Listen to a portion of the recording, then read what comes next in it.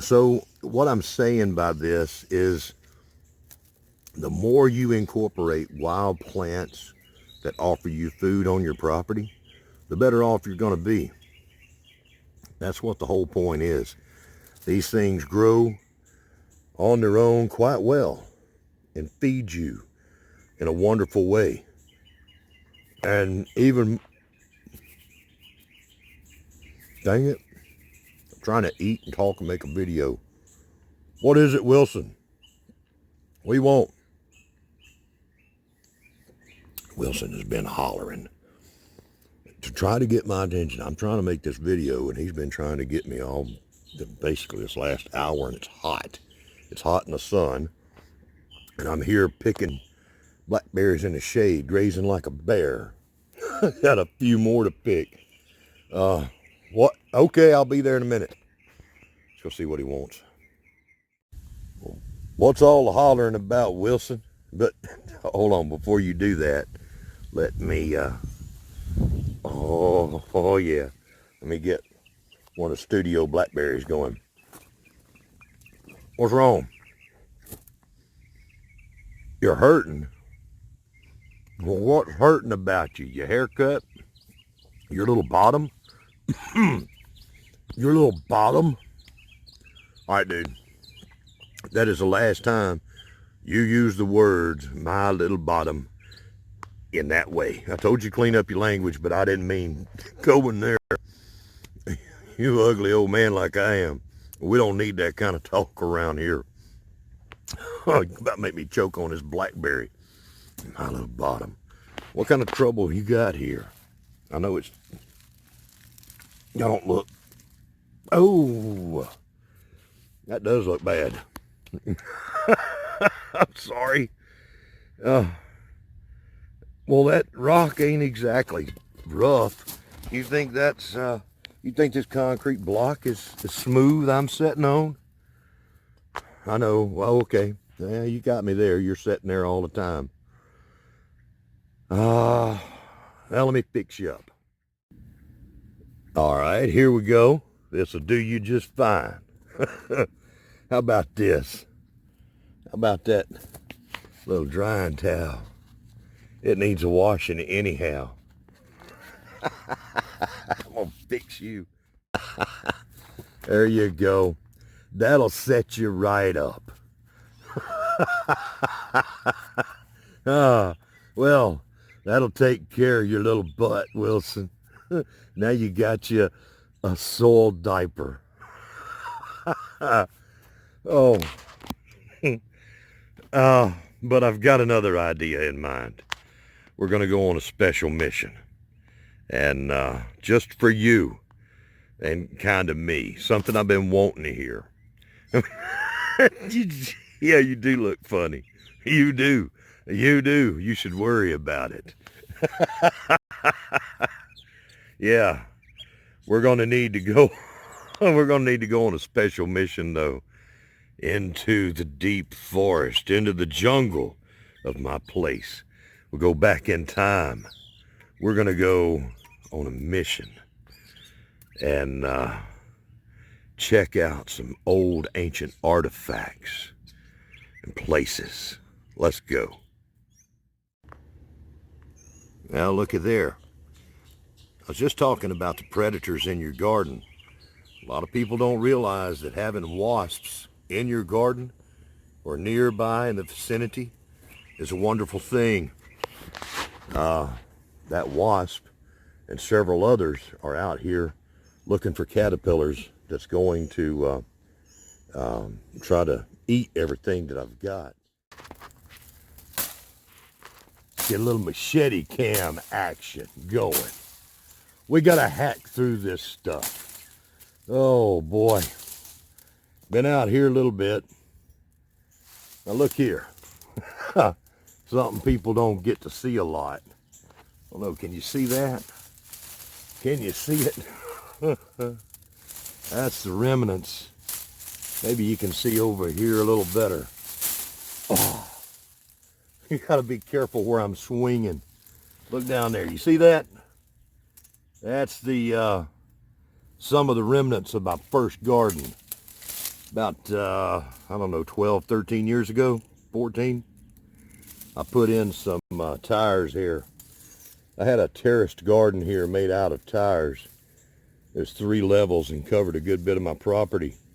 Now, that's the back end time part. And I've got to be careful because I've also got some of my peach trees that came up as volunteers in the wrong place.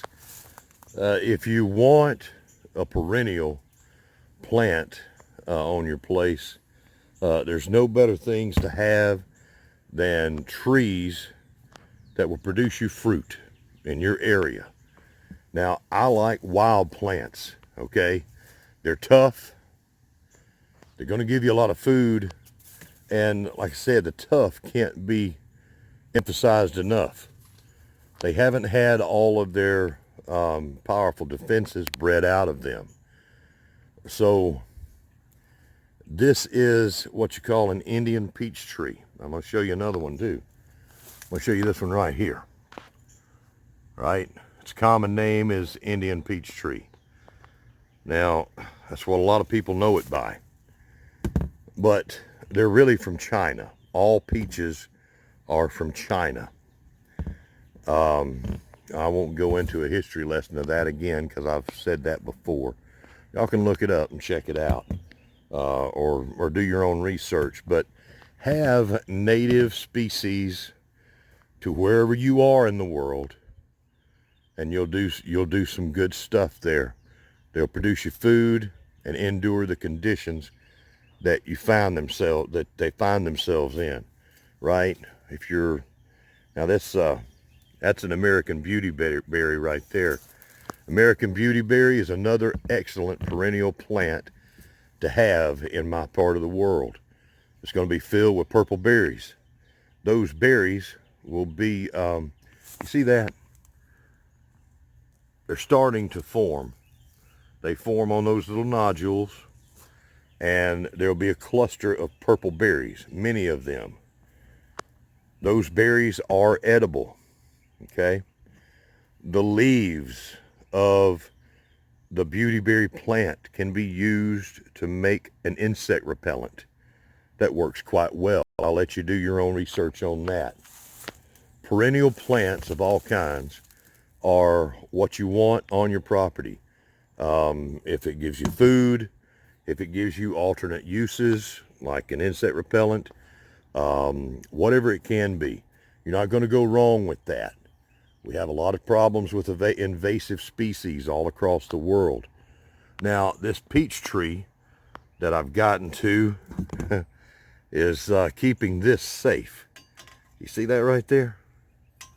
That is going to be the door for my outdoor kitchen. Let's take this back to Wilson. See how he likes it.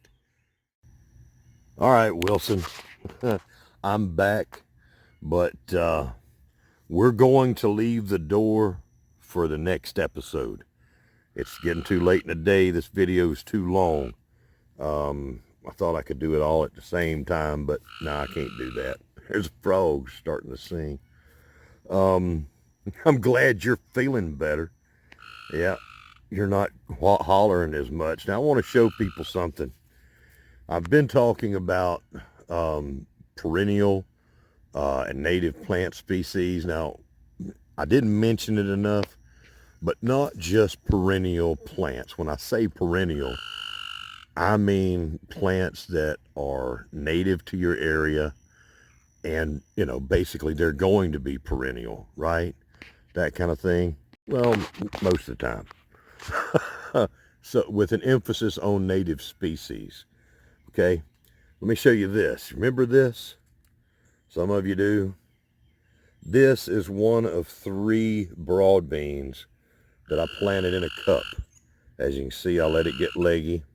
Okay, got a little leggy on the inside, and it hasn't had the best growing conditions, and it may not survive now that I've put that big kink in it right there.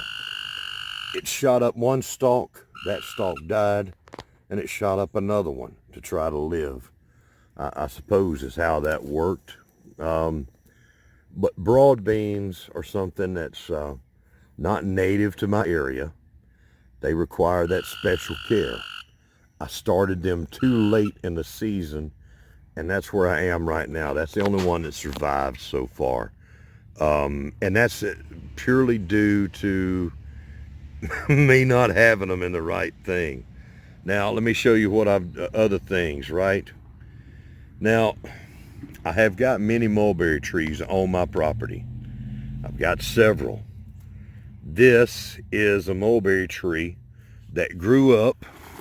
It sprouted on its own out of my native soil from seeds that were in the soil.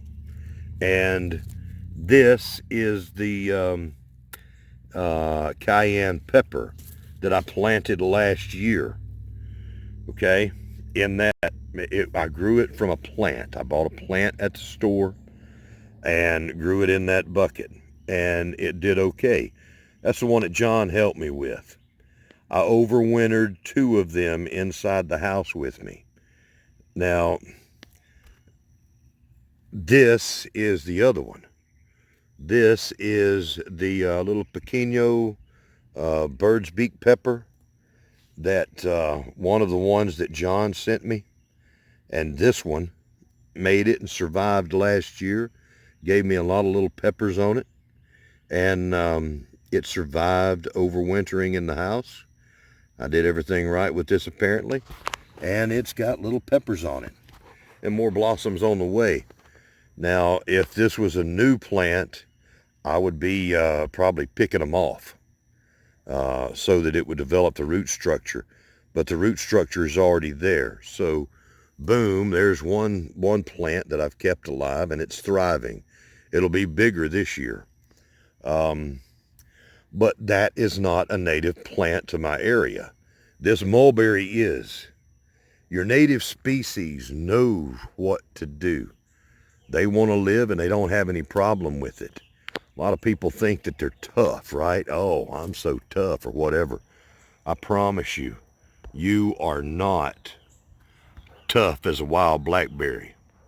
You are not as tough as a native mulberry or any other species that are native to your area.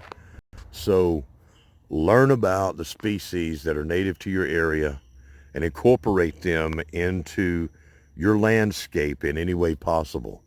You will have food growing there, and it'll just do for itself. You won't have to care for it a bit, and make food for you while you are focusing on the fussier things that do require your help.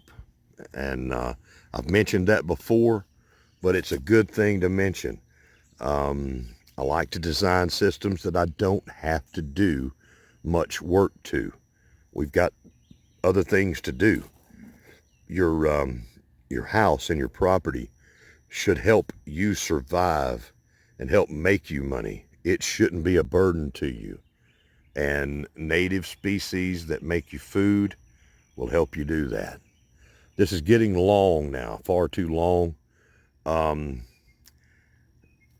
I went on a special mission for Wilson today.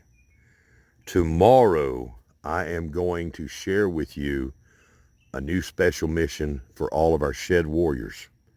It's going to be open for everyone in Shed Wars in good standing. Everyone in the current competition year, and everybody that just finished up in the Southern Hemisphere. It's open to all Shed Warriors in good standing. And I got to this remind Wilson in his diaper. Now, I didn't even plan this, okay? But Wilson in his new diaper, in his soiled diaper, reminds me of the one John must have been wearing, because he just just warned a bunch of my teammates. Yeah, I think he's got a soiled diaper on. He's a little chafed. Well, John, I'm going to find some of your folks to suspend here before long, too, brother. You just watch it. anyhow, y'all be good. And hope you can find some of this stuff useful here. And we'll see you next time. Thank you very much for watching.